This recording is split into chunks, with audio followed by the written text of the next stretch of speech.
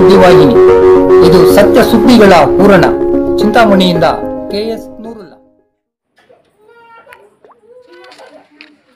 ಆಯುರ್ವೇದ ಪಂಡಿತರಾದ ಶ್ರೀ ವಿಶ್ವೇಶ್ವರ ರವರೊಂದಿಗೆ ಕಿರು ಸಂದರ್ಶನ. ಆಯುರ್ವೇದ ಪಂಡಿತರಾದ ಸನ್ಮಾನ್ಯ MR ವಿಶ್ವೇಶ್ವರ ರವರೊಂದಿಗೆ ಭಾವೈಕ್ಯತೆಯ ಪ್ರತೀಕ ಹಾಗೂ ಪುಣ್ಯಕ್ಷೇತ್ರವೆನಿಸಿರುವ ಚಿಂತಾಮಣಿ ತಾಲೂಕಿನ ಮುರುಗಮಲ್ಲ ಗ್ರಾಮದ ಬೆಟ್ಟದ ತಪ್ಪಲಿನಲ್ಲಿ ಸುಂದರ ಪರಿಸರದಲ್ಲಿರುವ ಶ್ರೀ ಮುಕ್ತಿಗಿರಿ ಮಠದ ಸನ್ನಿಧಿಯಲ್ಲಿ ಬೆಳಕು ನ್ಯೂಸ್ ಚಿಂತಾಮಣಿ ವಾಹಿನಿಯ ಸಂಪಾದಕರಾದ KS ನೂರುಲ್ಲಾ ರವರು ನಡೆಸಿದ ಕಿರು ಸಂದರ್ಶನದ ಚಿತ್ರಣ ನಿಮ್ಮ ಮುಂದೆ. ವೀಕ್ಷಿಸಿ ಹಾಗೂ ಪ್ರತಿಕ್ರಿಯಿಸಿ. ಆಯುರ್ವೇದದ ಬಗ್ಗೆ ತಮಗೆ ಆಸಕ್ತಿ ಹೇಗೆ ಮೂಡ್ತು ಅಂತ ಹೇಳ್ಬಿಟ್ಟು ನಿಮ್ಮ ಸ್ವಯಂ ಪ್ರೇರಿತವಾಗಿ ಮೂಡ್ತಾ ಅಥವಾ ಬೇರೆಯವರ ಪ್ರೇರಣೆಯಿಂದ ಏನಾದರೂ ನಿಮಗೆ ಆ ರೀತಿಯ ಭಾವನೆಗಳು ನಿಮ್ಮಲ್ಲಿ ಮೂಡ್ತಾ ಅಂತ? ಆಯುರ್ವೇದದಲ್ಲಿ ಡಾಕ್ಟರ್ ಸತ್ಯನಾರಾಯಣ ಭಟ್ ಅಂತ ಒಬ್ಬರಿದ್ರು. ಅವರು ರಿಸೋರ್ಸ್ ಪರ್ಸನ್. ಕೆಲವೊಂದು ವೈದ್ಯ ಪದ್ಧತಿಗಳನ್ನು ಕೂಲಂಕಷವಾಗಿ ಚರ್ಚೆ ಮಾಡಿ ಮಾಡ್ತಾ ಇದ್ರು. ನಾವು ಒಂದಿನ ತರಬೇತಿಗೆ ಹೋದಾಗ ಆ ತರಬೇತಿಯಲ್ಲಿ ಅವ್ರು ಹೇಳ್ಕೊಟ್ಟ ಅಂಶಗಳನ್ನೆಲ್ಲ ಗಮನಿಸಿ ನನ್ನ ಸತ್ಯನಾರಾಯಣ ಭಟ್ ಅಂತಕ್ಕಂಥ ಒಬ್ಬ ವೈದ್ಯರು ನಮ್ಮನ್ನು ಒಂದು ತರಬೇತಿಗೆ ಕರೆದಿದ್ರು, ಆಹ್ವಾನ ಮಾಡಿದರು. ಆ ತರಬೇತಿಯಲ್ಲಿ ನೋಡಿದಾಗ ಕೆಲವೊಂದು ಗಿಡಮೂಲಿಕೆಗಳನ್ನೆಲ್ಲ ಪರಿಚಯ ಮಾಡಿಕೊಟ್ರು. ಆಗ ನಾವು ಕಾಡಲ್ಲಿ ಹೋಗಿ ಆ ಒಂದು ಗಿಡಮೂಲಿಕೆಗಳನ್ನು ನೋಡ್ತಾ ಇದ್ದಾಗ ಆ ಒಂದು ಬೆಳಕು ನಿಮ್ಮ ಮೇಲೆ ಪ್ರಭಾವ ಬೀರ್ತು. ಆ ಸಂದರ್ಭ ನಿಮ್ಮ ಮೇಲೆ ಪ್ರಭಾವ ಬೀರ್ತು. ನಾನು ಆ ಕ್ಷೇತ್ರದಲ್ಲಿ ಏನಾದರೂ ಒಂದು ಸಾಧನೆ ಮಾಡಬೇಕು ಅಂತ ಮನೋಭಾವನೆ ನಿಮ್ಮಲ್ಲಿ ಮೂಡ್ತು. ಹಾಗಾಗಿ ನಾನು ಶಾಲೆಯಲ್ಲಿದ್ದಾಗ ಪ್ರತಿ ವರ್ಷ ಕೂಡ ನಮ್ಮ ಶಾಲೆಯಿಂದ ವಸ್ತು ಪ್ರದರ್ಶನ ಮಾಡ್ತಾ ಇದ್ರು. ಸುಮಾರು 8 ವರ್ಷಗಳ ಕಾಲ ನನ್ನದೇ ನಮ್ಮ ಶಾಲೆದೇ ಪ್ರಥಮ ಸ್ಥಾನ. ತಮ್ಮ ವಿದ್ಯಾರ್ಹತೆ ಅಂತ? ವಿದ್ಯಾರ್ಹತೆ ನಾನು ಮೊದಲು BA ಮಾಡ್ಕೊಂಡಿದ್ದೆ. ಆಗ ಹೈಸ್ಕೂಲಲ್ಲಿ ಪ್ರೌಢಶಾಲೆಯಲ್ಲಿ ವೃತ್ತಿ ಶಿಕ್ಷಣ ಕೆಲಸ ಮಾಡ್ತಾ ಇದ್ದೆ. ಹಾಗಾಗಿ ನಾನು ಬೆಳೀತಾ ನಾನು MA ಸಮಾಜಶಾಸ್ತ್ರ ಮಾಡ್ಕೊಂಡಿದ್ದೀನಿ. 2 ವರ್ಷಗಳ ಕಾಲ ಸಮಾಜಶಾಸ್ತ್ರ ಲೆಕ್ಚರರ್ ಆಗಿ ಕೆಲಸ ಮಾಡಿ ನನಗೆ ಅದರಲ್ಲಿ ಆಸಕ್ತಿ ಇದ್ದರೆ ಈ ಆಯುರ್ವೇದದಲ್ಲೇ ನಾನು ಮುಂದುವರಿಬೇಕು. ಈಗ ನೀವು ವೃತ್ತಿಯಲ್ಲಿ ಸೇವೆ ಮಾಡ್ತಾ ಇದ್ದೀರಾ ಅಥವಾ ಏನನ್ನ ನಿವೃತ್ತಿ ಆಗಿದ್ದೀರಾ ಅಂತ? ಇಲ್ಲ, ಆಯುರ್ವೇದದಲ್ಲೇ ಮುಂದುವರಿಸ್ಕೊಂಡು. ಅಲ್ಲ, ನೀವು ಒಂದು ಶಿಕ್ಷಕರಾಗಿ ಕೆಲಸ ಮಾಡ್ತಾ ಇದ್ದೀರಲ್ಲ, ಅದರಿಂದ ನಿವೃತ್ತಿ ಆಗಿದ್ದೀರಾ? ಆಗಿದ್ದೇನೆ. ನಂತರ ನಿಮ್ಮ ನಿವೃತ್ತ ಜೀವನ, ವಿಶ್ರಾಂತಿ ಜೀವನ ಈ ರೀತಿಯಾಗಿ ನೀವು ಸೇವಾ ಕಾರ್ಯಗಳಲ್ಲಿ ತೊಡ್ಕೊಂಡಿದ್ದೀರಿ ಅಂತ ಹೇಳಿ ಭಾವಿಸಬಹುದಾ? ಪರೋಪಕಾರಾರ್ಥ ಮಿದಂ ಶರೀರಂ. ನನಗೆ ಶಿವಕುಮಾರ ಸ್ವಾಮಿಗಳವರ ಒಂದು ವಾಣಿ ಪ್ರಕಾರ ಅವರು ಸಾಯೋವರೆಗೂ ಕೆಲಸ ಮಾಡಬಹುದು. ಆದ್ರೆ ನಾವು ಹುಟ್ಟಿರೋದು ನಮ್ಮ ಹೆಂಡತಿ ಮಕ್ಕಳಿಗೋಸ್ಕರ ಅಲ್ಲ, ಸಮಾಜಕ್ಕೋಸ್ಕರನಾದ್ರು 2% ನಾವು ಸಹಾಯ ಮಾಡಿದ್ರೆ ದೇವರು ಮೆಚ್ಕೊಳ್ತಾನೆ. ನಿಮ್ಮಂಥವ್ರಿಗೆಲ್ಲ ಸೇವೆ ಮಾಡೋದ್ರಿಂದ ನಮಗೂ ಅನುಕೂಲ ಬರುತ್ತೆ. ಪ್ರಪಂಚ ವಿಶಾಲವಾಗಿದೆ, ಒಂದೇ ವಿದ್ಯೆ ಅನ್ನೋದೇನಿಲ್ಲ, ಎಲ್ಲರಿಗೂ ಸಹಾಯ ಮಾಡೋಣ. ನಮಗೆ ಈ ವಿದ್ಯೆ ಒಲ್ದಿದೆ, ಇದನ್ನ ನಾವು. ಆಮೇಲೆ ತಾವು ಈ ಕ್ಷೇತ್ರದಲ್ಲಿ ಎಷ್ಟು ವರ್ಷಗಳಿಂದ ತಮ್ಮನ್ನು ತೊಡಗಿಸ್ಕೊಂಡಿದ್ದೀರಿ ಸರ್? ಆ ಒಂದು ತರಬೇತಿ ಆದಾಗಿಂದ ಸುಮಾರು 15 ವರ್ಷಗಳ ಕಾಲ ಪ್ರಯತ್ನ ಮಾಡಿದ್ದೀವಿ, ಸಾಧನೆ ಮಾಡಿದ್ದೀವಿ. ಆನಂತರ ನಮಗೆ ನಮ್ಮದೇ ಆಗಿರ್ತಕ್ಕಂಥ ಒಂದು ಸಿದ್ಧಾಂತಗಳ ಪ್ರಕಾರ ನಾವು 4-6 ಜನಗಳಿಗೆ ಪರೀಕ್ಷೆ ಮಾಡಿ ಅದರ ವಿವರಣೆಯನ್ನ ಕೊಡ್ತಾ ನಮ್ಮ ಸಾಧನೆಯನ್ನ ಮುಂದುವರಿಸ್ತಾ ಇದ್ದೀವಿ. ಆಮೇಲೆ ನಿಮ್ಮ ಒಂದು ಸೇವಾ ಕ್ಷೇತ್ರ ಅಥವಾ ಕಾರ್ಯಕ್ಷೇತ್ರ ಬರೀ ಮಾಲೂರು ತಾಲೂಕು ಅಥವಾ ಕೋಲಾರ ಜಿಲ್ಲೆಗೆ ಸೀಮಿತವಾಗಿದೆಯಾ ಅಥವಾ ಎಲ್ಲೆಡೆನೂ ಕೂಡ ಇದು ಪ್ರಸರಣ ಆಗಿದೆಯಾ ಸರ್? ಇದು ಬೆಂಗಳೂರು ಆಗಿದೆ, ಮಂಡ್ಯ ಆಗಿದೆ. ಆದ್ರೆ ಈಗ ನೀವು ಪರಿಚಯ ಆಗಿರೋದ್ರಿಂದ ನಿಮ್ಮ ಮುಖಾಂತರ ನಾವು ಸಾರ್ವಜನಿಕರಿಗೆ ಆದಷ್ಟು ಅದಕ್ಕೆ ಯಾವುದೇ ಒಂದು ನಿರ್ದಿಷ್ಟ ಒಂದು ಸ್ಥಾನ ಇಲ್ಲ, ಎಲ್ಲಾ ಕಡೆ ನೀವು ಸೇವೆ ಮಾಡಕ್ಕೆ ಸಿದ್ಧರಾಗಿದ್ದೀರಿ. ಆಮೇಲೆ ಈಗಾಗಲೇ ತಾವು ಎಷ್ಟು ಜನಕ್ಕೆ ಆಯುರ್ವೇದಿಕ ಔಷಧಿಗಳನ್ನು ಕೊಟ್ಟು ಗುಣಮುಖ ಮಾಡಿರ್ಬೋದು? ಈ ಆಯುರ್ವೇದ ಅಂತಂದ್ರೆ ನಾನಾ ರೀತಿಯ ಕಾಯಿಲೆಗಳಿರುತ್ತೆ. ಅಲ್ಲ, ಕಾಯಿಲೆಗಳಿರುತ್ತೆ. ನೀವು ಕೊಟ್ಟಿಂತ ಔಷಧಿಗಳಿದ್ದ ಸಾಮಾನ್ಯವಾಗಿ ಎಷ್ಟು ಜನಕ್ಕೆ ವಾಸಿ ಆಗಿರ್ಬೋದು ಅಂತ ಒಂದು ಅಂದಾಜಿನ ಪ್ರಕಾರ? ಸುಮಾರು ನಾನು ಒಂದು 5,000 ಜನ ವ್ಯಕ್ತಿಗಳನ್ನ ಸಂದರ್ಶನ ಮಾಡಿ ಪರೀಕ್ಷೆ ಮಾಡಿದ್ದೀನಿ. ಅವರ ಸಮಸ್ಯೆಗಳನ್ನ ಕೂಲಂಕಷವಾಗಿ ಚರ್ಚೆ ಮಾಡಿ ಸಂಧಾನ ಮಾಡಿ ಹೇಳ್ತೀವಿ. ಆ ನಂತರದಲ್ಲಿ ಅವರು ಇಷ್ಟಪಟ್ಟು ಕೆಲವು ಜನ ಔಷಧಿಗಳನ್ನ ತಗೊಂಡೋಗಿದ್ದಾರೆ. ಈಗ ಉದಾಹರಣೆಗೆ ಇದು ಹೆಸರು ಮಧುನಾಶಿನಿ ಅಂತ. ಮಧು ಅಂದ್ರೆ ಸಕ್ಕರೆ. ಈ ಒಂದು ಎಲೆನ ನಾವು ಬಾಯಲ್ಲಿ ಹಾಕೊಂಡಾಗ ಸುಮಾರು ಅರ್ಧ ಗಂಟೆ ಬಿಟ್ರೆ ಇದ್ರ ನಮ್ಮ ದೇಹಕ್ಕೆ ಸಾರಾಂಶ ಹೋದಾಗ ಸಿಹಿ ಅಂಶ ಸಿಗೋದಿಲ್ಲ. ಸಿಹಿ ತಿಂದ್ರೂ ಕೂಡ ಇದು ರುಚಿ ಕೊಡೋದಿಲ್ಲ. ಹಾಗಾಗಿ ಈ ಗಿಡದ ಮಹತ್ವ ಅಷ್ಟು ಇರುತ್ತೆ. ಹಾಗಾಗಿ ಈ ರೀತಿ ನೀವು ಅವರಿಗೆ ಪರಿಚಯ ಮಾಡ್ಕೊಡ್ತಾ ಇದ್ದೀವಿ.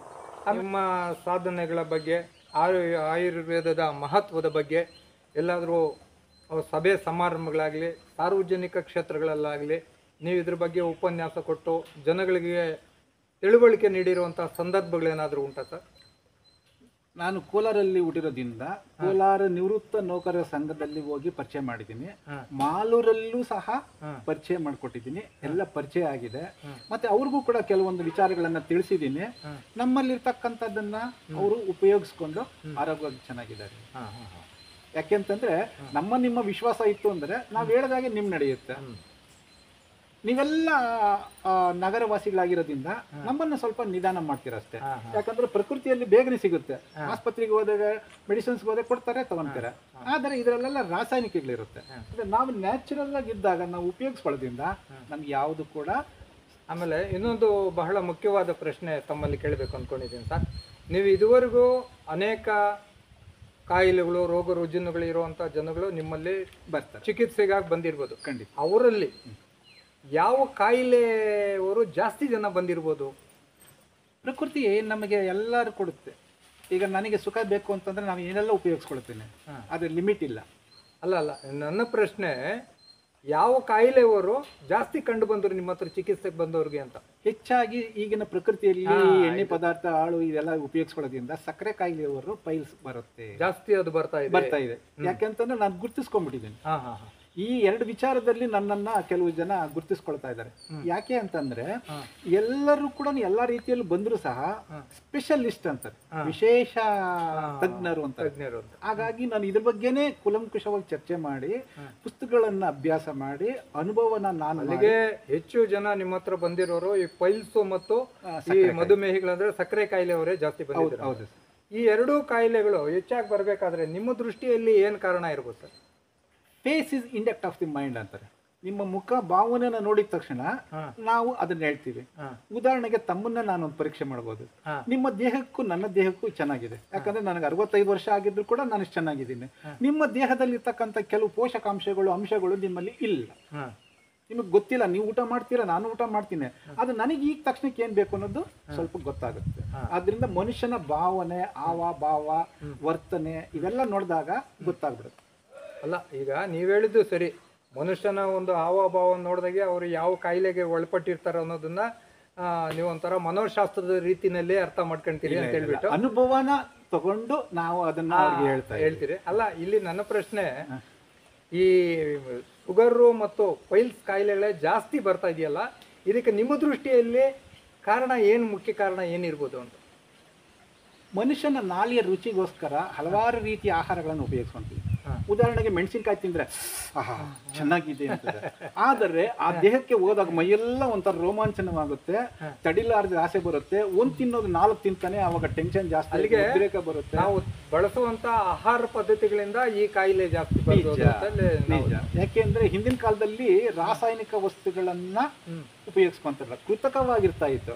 ಈಗ ಪ್ರತಿಯೊಂದಕ್ಕೂ ರಾಸಾಯನಿಕ ಹಾಕೊಂಡು ಅದು ವ್ಯತ್ಯಾಸ. ಸಾವಯವ ಗೊಬ್ಬರವನ್ನ ಮರೆತು ಕೃತಕ ಗೊಬ್ಬರಗಳನ್ನ ಹಾಕ್ತಾ ಇರೋದು ಕೂಡ ಇದಕ್ಕೆ ಕಾರಣ ಆಗಿದೆ ಅಂತ. ಈಗ ಉದಾಹರಣೆಗೆ ಮಾವಿನ ಹಣ್ಣು ಸೀಸನ್. ಈ ಮಾವಿನ ಹಣ್ಣು ಕಾಲದಲ್ಲಿ ಕಾಯಿ ಕಿತ್ಕೊಂಡೋಗಿ ಇಂಜೆಕ್ಷನ್ ಕೊಟ್ರೆ ಚೆನ್ನಾಗಿ ಹಣ್ಣಾಗ್ಬಿಡುತ್ತೆ ಒಂದೇ ದಿನದಲ್ಲ. ಆಮೇಲೆ ಮತ್ತೊಂದು, ಈಗ ಇನ್ಸುಲಿನ್ ಇಂಜೆಕ್ಷನ್ ತಗೊಳ್ತಾರೆ ಸುಮಾರು ಜನ ಶುಗರ್ ಪೇಷಂಟ್ಸು.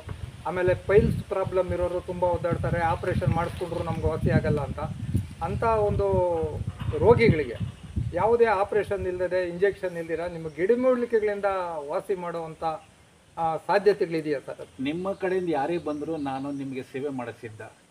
ಅಲ್ಲ, ಸೇವೆ ಅಲ್ಲ, ಇಲ್ಲಿ ಅದಕ್ಕೆ ಚಿಕಿತ್ಸಾ ಪದ್ಧತಿಗಳು ಆಯುರ್ವೇದದಲ್ಲಿ ಇದೆಯಾ? ಇದೆ. ಯಾವುದೇ ಆಪರೇಷನ್, ಇಂಜೆಕ್ಷನ್ ಇಲ್ದಿರ ಪ್ರಯತ್ನ. ಯಾಕಂದ್ರೆ ನಮ್ಮ ಪ್ರಕಾರ ನೀವು ಬರಬೇಕು. ಉದಾಹರಣೆಗೆ ಈ ಗಿಡದ ಹೆಸರು ಇನ್ಸುಲಿನ್ ಅಂತ. ಯಾರೇ ಒಬ್ಬ ಸಕ್ಕರೆ ಕಾಯಿಲೆ ಬಂದಿರೋ ವ್ಯಕ್ತಿ ಆಸ್ಪತ್ರೆಗೆ ಹೋದಾಗ ನಿಮ್ಗೆ ಇನ್ಸುಲಿನ್ ಕೊಡ್ತಾರೆ, ಪಾಕೆಟ್ ಅಲ್ಲಿ ರಿಸರ್ವ್ ಮಾಡಿರ್ತಾರೆ. ಅದನ್ನ ನಿಮಗೆ ಇಂಜೆಕ್ಷನ್ ಮುಖಾಂತರ ಕೊಡ್ತಾರೆ. ಈ ಎಲೆದ ಹೆಸರೇ ಇನ್ಸುಲಿನ್ ಅಂತ. ಒಂದು ಬಾಟ್ಲಿನ ಮಹತ್ವ ಏನಿರುತ್ತೆ ಇದರೊಳಗಿರುತ್ತೆ. ಈ ಎಲೆನ ಕಿತ್ಕೊಂಡು ನಾವು ಕೃತಕವಾಗಿ ತಿಂದ್ರೆ ಒಂದು ಬಾಟ್ಲು ಇನ್ಸುಲಿನ್ ತಗೊಂಡಂತ ಶಕ್ತಿ ಆ ಎಲೆಯಲ್ಲಿ ಕೊಡುತ್ತೆ. ಯಾಕೆಂತಂದ್ರೆ ಇದು ಪ್ರಕೃತಿಯಲ್ಲಿ ಬೇಕಾದಷ್ಟು ರೀತಿಯ ಸಿಹಿ, ಹುಳಿ, ಖಾರ, ನಹಿ ಎಲ್ಲ ಇರುತ್ತೆ. ಈಗ ಈ ಎಲೆಯಲ್ಲಿ ನೀವೇ ಬೇಕಾದ್ರೆ ತಿಂದು ನೋಡಿ, ತಿನ್ನಿ, ಹುಳಿ ಹುಳಿಯಾಗಿರುತ್ತೆ. ಆದ್ರೆ ಇದು ಹುಣಸೆ ಮರ ಅಲ್ಲ, ಹುಳಿಯಾಗಿರುತ್ತೆ, ನಾರಿನಂಶ ಇರುತ್ತೆ. ಮತ್ತೆ ನಮ್ಮ ದೇಹಕ್ಕೆ ಹೋದಾಗ ಈ ನಾರಿನಂಶ ಹೋದಾಗ ಏನಾಗುತ್ತೆ, ಜೀರ್ಣ ಆಗುತ್ತೆ. ಜೀರ್ಣ ಶಕ್ತಿ ಯಾರಿಗೆ ಚೆನ್ನಾಗಿರುತ್ತೆ, is the perfect of A man. ಅಲ್ಲಿಗೆ ಸಾಮಾನ್ಯವಾಗಿ ಎಲ್ಲಾ ರೋಗಗಳ ಮೂಲ ಅಜೀರ್ಣ ಅನ್ನೋದು. ಆರೋಗ್ಯ ಅಲ್ಲ ಅಜೀರ್ಣದಿಂದ ಅನಾರೋಗ್ಯ ಬರುತ್ತೆ. ಆಗುತ್ತೆ. ಯಾಕೆ ಅಂತಂದ್ರೆ ಇವತ್ತು ನಾವು ತಿಂತಕ್ಕಂಥ ಆಹಾರ ಎಣ್ಣೆ ಪದಾರ್ಥಗಳು ಜಾಸ್ತಿ, ಕೊಬ್ಬಿನಂಶ ಜಾಸ್ತಿ ಬೆಳೆಯುತ್ತೆ. ಆ ಕೊಬ್ಬಿನಂಶ ಜೀರ್ಣ ಆಗೋದಕ್ಕೆ ಕಷ್ಟ. ಈಗ ನೀವೆಲ್ಲ ತಂತ್ರಜ್ಞಾನ, ಈಗ ಕಂಪ್ಯೂಟರ್ ಮುಂದೆ ಕೂತ್ಕೊಂಡಿರ್ತೀರಾ, ಆಚೆ ಕಡೆ ಓಡಾಡಲ್ಲ, ಕೂತು ಕೂತು ಕೂತು ಕೂತು ವ್ಯಾಯಾಮ ಮಾಡಲ್ಲ, ಟೆನ್ಷನ್ ಜಾಸ್ತಿ, ಉದ್ರೇಕ ಜಾಸ್ತಿ ಆಗ್ಬಿಡುತ್ತೆ. ಏನೋ ಆಹಾರ ತಿಂತೀರಾ ತಕ್ಷಣ ಮಲ್ಕೊಂತೀರಾ. ಇದು ಒಂಥರ ತಾಂತ್ರಿಕ ಯುಗ ಆಗೋಗ್ಬಿಟ್ಟಿದೆ. ತಾವು ಈ ಆಯುರ್ವೇದಿಕ ಗಿಡಮೂಲಿಕೆಗಳಿಂದ ಅನೇಕ ಮಂದಿಗೆ ವಿವಿಧ ಕಾಯಿಲೆಗಳಿಗೆ ಚಿಕಿತ್ಸೆ ನೀಡ್ತಾ ಇದ್ದೀರಿ. ಇದರ ಈ ನಿಮ್ಮ ಸೇವೆಯನ್ನು ಸರ್ಕಾರ, ವಿಶೇಷವಾಗಿ ಆಯುಷ್ ಇಲಾಖೆ ಏನಾದರೂ ಗುರುತಿಸಿ ನಿಮಗೆ ಅನುಕೂಲ ಕಲ್ಪಿಸ್ಕೊಟ್ಟಿದೆಯಾ ಸರ್? ಪ್ರತಿ ವರ್ಷ ಆಯುಷ್ ಇಲಾಖೆಯಲ್ಲಿ ತರಬೇತಿ ಕೇಂದ್ರ ಅಂತ ಮಾಡಿರ್ತಾರೆ. ಇಂಗ್ಲಿಷ್ ಮೆಡಿಸಿನ್ಸ್ ಅನ್ನ ಡಾಕ್ಟರ್ಸ್ ಅವರು ಹೇಳ್ಕೊಡ್ತಾರೆ. ಆಯುರ್ವೇದದಲ್ಲಿ ನಮ್ದು ನಾವು ಗಿಡಮೂಲಿಕೆಗಳನ್ನ ತಗೊಂಡೋಗಿ ಅವ್ರಿಗೆ ಪ್ರದರ್ಶನ ಮಾಡಿ ಈ ರೀತಿ ಉಪಯೋಗಿಸ್ಕೊಳ್ಳೋದ್ರಿಂದ ನಮಗೆ ಕಾಯಿಲೆಗಳು ವಾಸಿ ಆಗುತ್ತೆ ಅಂತ ಹೇಳಿದ್ದಾರೆ. ಈಗ ಉದಾಹರಣೆಗೆ ಇದು ಜನ್ನೆಳ್ಳಿನ ಗಿಡ. ಈ ಜನ್ನೆಳ್ಳಿನ ಗಿಡವನ್ನ ನಾವು ಉಪಯೋಗಿಸ್ಕೊಳ್ಳೋದ್ರಿಂದ ನ್ಯಾಚುರಲ್ ಆಗಿ ನಮಗೆ ಸಕ್ಕರೆ ಅಂಶ ಕಡಿಮೆ ಆಗುತ್ತೆ. ಯಾಕೆ ಅಂದ್ರೆ ಇದರಲ್ಲಿ ನಾರಿನ ಅಂಶ ಇರುತ್ತೆ, ಜೀರ್ಣ ಮಾಡೋ ಶಕ್ತಿ ಇರುತ್ತೆ. ಹಾಗಾಗಿ ಕೆಲವೊಂದು ಗಿಡಮೂಲಿಕೆಗಳನ್ನ ಪ್ರತ್ಯಕ್ಷವಾಗಿ ಅಲ್ಲೇ ತೋರಿಸಿ ಇಲಾಖೆಗೆ ನೀವು ಪರಿಚಯ ಮಾಡಿದ್ವಿ. ನೀವು ಪರಿಚಯ ಮಾಡಿದ್ಮೇಲೆ ನೀವೇನು ಒಂದು ವೃತ್ತಿ ಮಾಡ್ತಾ ಇದ್ದೀರೋ ಇವಾಗೆಲ್ಲ, ಇದಕ್ಕೆ ಅದರಿಂದ ನಿಮ್ಮ ಆಯುಷ್ ಇಲಾಖೆಯಿಂದಾಗ್ಲಿ ಆರೋಗ್ಯ ಇಲಾಖೆಯಿಂದಾದ್ರಿ ಏನಾದರೂ ಸೌಲಭ್ಯಗಳು ನಿಮಗೆ ಏನಾದ್ರು ಸಿಗ್ತಾವ ಸರ್? ನಾನು ಒಬ್ಬ ಶಿಕ್ಷಕನಾಗಿದ್ದಾಗ ನಮ್ಮನ್ನ ಕರಿತಾ ಇದ್ರು, ತರಬೇತಿಗೆ ಹೋಗ್ತಾ ಇದ್ವಿ, ಅವ್ರು ಪರಿಚಯ ಮಾಡ್ಕೊಡ್ತಾ ಇದ್ವಿ, ಬರ್ತಾ ಇದ್ವಿ. ಆನಂತರ ಸ್ವಲ್ಪ ನನ್ನ ಅಭಿವೃದ್ಧಿ ಆಯಿತು. ನಾನು ಅಲ್ಲ, ಅದಕ್ಕೆ ಇವಾಗ ನೀವು ಚಿಕಿತ್ಸೆ ಮಾಡ್ತಾ ಇರೋದ್ರಿಂದ ನಿಮಗೆ ಏನಾದರೂ ಒಂದು ಇಲಾಖೆ, ಆರೋಗ್ಯ ಇಲಾಖೆ ವತಿಯಿಂದ ಏನಾದರೂ ಒಂದು ಪತ್ರನೋ, ಪ್ರಮಾಣ ಪತ್ರನೋ, ಸರ್ಟಿಫಿಕೇಟೋ ಏನಾದರೂ ಒಂದು ಕೊಟ್ಟಿರುವಂಥ ಸಾಧ್ಯತೆಗಳಿದೆ ಸರ್? ದೇವರ ಒಂದು ಕೃಪೆಯಿಂದ ಇನ್ನೂ ಏನು ಸಿಕ್ಕಿಲ್ಲ. ಅಂದರೆ ಇನ್ನೊಂದು, ನೀವು ಸರ್ಕಾರದ ವತಿಯಿಂದ ಯಾವ ರೀತಿ ಸೌಲಭ್ಯ ಸಿಕ್ಕಿದ್ರೆ ನಿಮ್ಮ ಒಂದು ವೃತ್ತಿಗೆ ಇನ್ನಷ್ಟು ಮುಂದುವರಿಸೋದಕ್ಕೆ ಅನುಕೂಲ ಆಗುತ್ತೆ ಸರ್? ತಾವು ತಪ್ಪಾಗಿ ತಿಳ್ಕೊಂಡಿಲ್ಲ ಅಂದ್ರೆ ನನ್ನದೊಂದು ಆಸೆ. ಕೇಳಿ ತಪ್ಪೇನಿಲ್ಲ. ಇದು ನಮ್ಮ ಭಾರತ ಸಂಸ್ಕೃತಿಯನ್ನ ವಿದೇಶದಲ್ಲಿ ಹೊಗಳಬೇಕು ಅಂತ ನನ್ನೊಂದು ಆಸೆ. ಯಾಕೆಂತಂದ್ರೆ ದೇವರೆಲ್ಲ ಕೊಟ್ಟಿದ್ದಾನೆ. ಇವತ್ತು ಕೂಡ ಈ ಆಯುರ್ವೇದದಲ್ಲಿ ಸ್ವಲ್ಪ ಒಂದು ಸ್ಥಾನ ಸಿಕ್ಕಿದೆ. ಆ ಸ್ಥಾನವನ್ನ ನಮ್ಮ ಭಾರತ ಸಂಸ್ಕೃತಿಯಲ್ಲಿ ಇರ್ತಕ್ಕಂಥದ್ದು ಒಂದು ಈ ಸಸ್ಯಗಳನ್ನ ತೋರಿಸಿ ನಾವು ಒಂದು ಸ್ಥಾನ ಗಳಿಸ್ಬೇಕು. ಭಾರತೈ ಅಮರಹೈ ಅಂದಾಗೆ ನಮ್ಮ ಸಂಸ್ಕೃತಿಯನ್ನು ಹೊಗಳಿ ಬರಬೇಕು ಅನ್ನೋದು ಅದೊಂದು ಆಸೆ ಇದೆ. ಅಲ್ಲ, ನಿಮ್ಮ ಆಸೆಗೆ ನಿಮ್ಮ ಒಂದು ಆಶಯಕ್ಕೆ ನಮ್ಮ ಧನ್ಯವಾದಗಳು. ಅಲ್ಲ, ಈ ರೀತಿ ಅನೇಕ ಜನ ಆಯುರ್ವೇದದ ಗಿಡಮೂಲಿಕೆಗಳಿಂದ ತಮ್ಮ ವೃತ್ತಿಯನ್ನ ನಡೆಸ್ತಾ ಇದ್ದಾರೆ. ಇದು ಇನ್ನಷ್ಟು ಮುಂದುವರಿಸೋದಕ್ಕೆ, ಇನ್ನಷ್ಟು ಜನರ ಹತ್ರ ತಲುಪೋದಕ್ಕೆ ಸರ್ಕಾರ, ಆರೋಗ್ಯ ಇಲಾಖೆ ವತಿಯಿಂದ ನಿಮ್ಗೆ ಏನಾದರೂ ಸೌಲಭ್ಯ ಸಿಕ್ಕಿದ್ರೆ ಅನುಕೂಲನಾ ಅಂತ? ಖಂಡಿತವಾಗ್ಲೂ ಬಂದು ಸಹಾಯ ಮಾಡಿಕೊಡ್ತಾರೆ. ಅಲ್ಲ, ಅದು ಅವರು ಮಾಡಿದ್ರೆ, ಒಂದು ವೇಳೆ ಮಾಡಿದ್ರೆ ಅದನ್ನ ತಾವು ಬಳಸ್ಕೊಳೋದು ಖಂಡಿತವಾಗ್ಲು. ಇದು ಯಾಕೆಂದ್ರೆ ನನ್ನ ಗುರುಗಳು ಹೇಳಿದ್ದಾರೆ, ನಾವು ಎಲ್ಲರಿಗೂ ಸಹಾಯ ಮಾಡಿದಾಗ ಪರಮಾತ್ಮ ಮೆಚ್ಚುತ್ತಾನೆ. ಈಗ ನಾವು ಎಷ್ಟೋ ಜನ ಇದ್ದಾರೆ, ನಮ್ಮ ಅಣ್ಣಂದಿರಿದ್ದಾರೆ, ಅಕ್ಕಂದಿರಿದ್ದಾರೆ, ಡಾಕ್ಟರ್ಸ್ ಇದ್ದಾರೆ, ಅವರೆಲ್ಲ ಇದ್ದಾರೆ. ನಾನು ಕೇಳಲ್ಲ. ನನ್ನ ಗುರು ಶಿವಕುಮಾರ ಸ್ವಾಮಿ ಏನ್ ಹೇಳಿದ್ದಾರೆ, ನಾವು ಸೇವೆ ಮಾಡೋಣ. ನನಗೆ ಗೊತ್ತಿರೋದನ್ನ ನಾನು ಸೇವೆ ಮಾಡ್ತೀನಿ. ನಾನು ಒಬ್ಬರನ್ನ ದೂಷಣೆ ಮಾಡೋದಲ್ಲ. ಹಾಗಾಗಿ ಅವರು ಪರಮಾತ್ಮನ ಸೇವೆ ಮಾಡಿದ್ದಾರೆ. ಹಾಗಾಗಿ ಅವ್ರು ತ್ರಿವಿಧ ದಾಸೋಹಿ. ತಾವು ಎಲ್ಲಿ ಸಂಗ್ರಹ ಮಾಡ್ತೀರಿ ಇದನ್ನ? ಪರಿಸರ ಅಂತಾರೆ. ಪರಿಸರದಲ್ಲಿ ಒಂದು ಕಡೆ ಹೋಗ್ತೀವಿ, ನಮ್ಮಂತವ್ರು ಕರೀತಾರೆ, ಆಗ ನಿಮ್ಮ ಮನೆಗೆ ಹೋಗ್ತೀವಿ. ನಿಮ್ಮ ಮನೆ ಸುತ್ತಮುತ್ತಲಲ್ಲಿ ಏನೋ ಒಂದು ಗಿಡ ಹಾಕಿರ್ತೀರಾ, ಮನಿ ಪ್ಲಾಂಟ್ಸ್ ಅಂತ ಇರುತ್ತೆ, ಮತ್ತೆ ಅಶೋಕ್ ಏನೋ ಗಿಡಗಳು ಹಾಕಿರ್ತಾರ. ಆ ಗಿಡಗಳನ್ನ ಚರ್ಚೆ ಮಾಡ್ತೀವಿ ನಾವು, ಯಾಕೆ ಇದು ಹಾಕಿದ್ದೀರಾ. ಆ ಮನಿ ಪ್ಲಾಂಟ್ ಅಂತಕ್ಕಂಥದ್ದನ್ನ ನೀವು ಮನೇಲಿ ಬೆಳೆಸಿದಾಗ ನಿಮ್ಮ ಮನೇಲಿ ಲಕ್ಷ್ಮಿ ಇರುತ್ತೆ. ಒಬ್ಬ ಆಯುರ್ವೇದಿಕ ಗಿಡಮೂಲಿಕೆಗಳ ಒಂದು ವೈದ್ಯರು ಅಂತ ಹೇಳ್ಬೋದು. ಅಲ್ಲ, ತಪ್ಪೇನಿಲ್ಲ. ಅದು ಏನು MBBS MD ಮಾಡಿದವ್ರೆ ವೈದ್ಯರಲ್ಲ. ನೀವೊಂದು ಗಿಡಮೂಲಿಕೆಗಳ ವೈದ್ಯ ಅನುಭವ. ಅದು ನೀವು ಬೇರೆ ಏನೇ ಪದ್ಧತಿಗಳಿರಲಿ, ಚಿಕಿತ್ಸೆ ಕೊಡುವಂಥ ಪ್ರತಿ ವ್ಯಕ್ತಿನೂ ಕೂಡ ವೈದ್ಯರು. ಬುದ್ಧಿ ಮತ್ತು ಪಾಠ ಹೇಳ್ಕೊಟ್ಟ ಪ್ರತಿ ಗುರುನು ಅನ್ನೋ ಒಂದು ಅಂಶವನ್ನು ಮನಸ್ಸಿನಲ್ಲಿ ಇಟ್ಕೊಂಡು ನಾನು ನಿಮ್ಮ ಹತ್ರ ಕೇಳಿದೆ. ಖಂಡಿತ. ಈ ಒಂದು ತಾವು ಆಯುರ್ವೇದ ಒಬ್ಬ ಪಂಡಿತರಾಗಿ, ಒಬ್ಬ ವೈದ್ಯರಾಗಿ ನಿರ್ವಹಿಸ್ತಾ ಇದ್ದೀರಿ. ಯಾವ್ಯಾವ ಕಾಯಿಲೆಗಳಿಗೆ ತಾವು ಔಷಧಿಗಳನ್ನು ಕೊಡ್ತೀರಿ ಸರ್? ಸರ್, ನನ್ನ ಅನುಭವದಲ್ಲಿ ಬೇಕಾದಷ್ಟು ಜನ ಡಾಕ್ಟರ್ಸ್ ಇದ್ದಾರೆ. ಅಲ್ಲ, ಬೇಕಾದಷ್ಟು ಅಂದಲ್ಲ, ನಿಮ್ಮ ಕಡೆಯಿಂದ ನೀವು ಯಾವ್ಯಾವ ಕಾಯಿಲೆಗೆ ನೀವು ಆಯುರ್ವೇದದ ಮೂಲಕ ಚಿಕಿತ್ಸೆಯನ್ನ ಕೊಡ್ತೀರಿ? ಸಕ್ಕರೆ ಕಾಯಿಲೆ ಅಂತ, ಮುಖ್ಯವಾಗಿ ಸಕ್ಕರೆ ಕಾಯಿಲೆ ಮತ್ತೆ ಪೈಲ್ಸ್.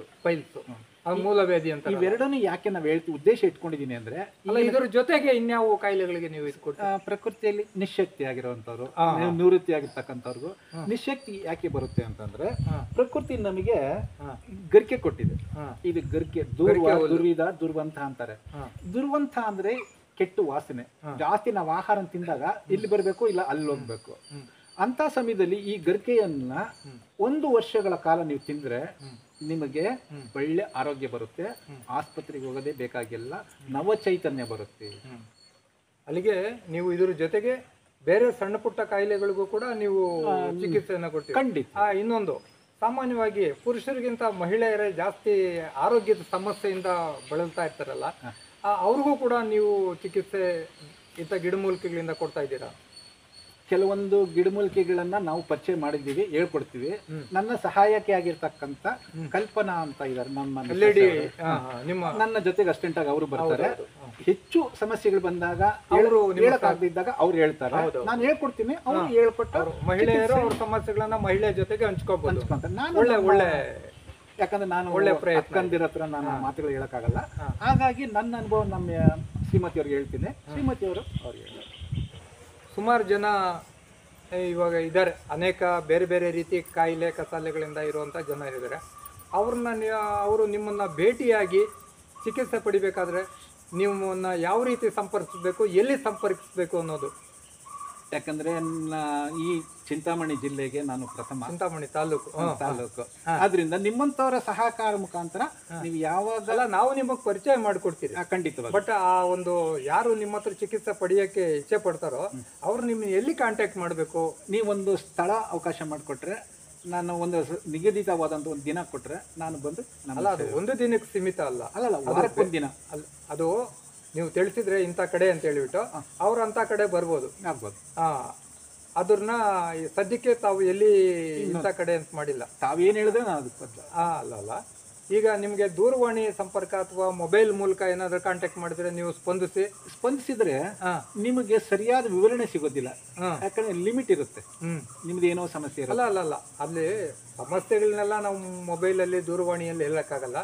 ನಿಮ್ಮನ್ನು ಸಂಪರ್ಕ ಮಾಡಬೇಕಾದ್ರೆ ಅವರು ಮೊಬೈಲ್ ನಿಮ್ಮ ಸಂಬಂಧಪಟ್ಟಂಥ ಮೊಬೈಲ್ ಫೋನ್ ಕರೆ ಮಾಡಿದಾಗ ಆ ಸಮಯದಲ್ಲಿ ನೀವು ಅವ್ರನ್ನ ಇಂಥ ಕಡೆ ಬಂದು ಚಿಕಿತ್ಸೆ ಮಾಡ್ತೀವಿ, ಇಲ್ಲ ನಾನೇ ನಿಮಗೆ ಬರಬೇಕು ಅಂತ ಹೇಳ್ಬಿಟ್ಟು ಆ ರೀತಿ ಸೌಲಭ್ಯ ಕೊಡ್ಬೋದಲ್ಲ. ಈ ಕಾಂಟ್ಯಾಕ್ಟ್ ಮಾಡಬೇಕಾದ್ರೆ ಚಿಕಿತ್ಸೆ ಪಡೆಯುವಂಥ ವ್ಯಕ್ತಿಗಳು ತಾವು ಅವರಿಗೆ ಎಲ್ಲಿ ದೊರೀತೀರಾ ಅಥವಾ ಫೋನ್ ಮುಖಾಂತರ ಮಾತಾಡಿದ್ರು ಕೂಡ ನೀವು ಅವ್ರನ್ನ ಸಮಯ ಎಲ್ಲಿ ಸ್ಥಳವನ್ನು ಅವ್ರಿಗೆ ತಿಳಿಸ್ಕೊಡ್ತೀರಿ, ಅಲ್ಲಿ ಬಂದು ಅವರು ಚಿಕಿತ್ಸೆನ ಪಡಿಬೋದು. ಖಂಡಿತವಾಗ್ಲು.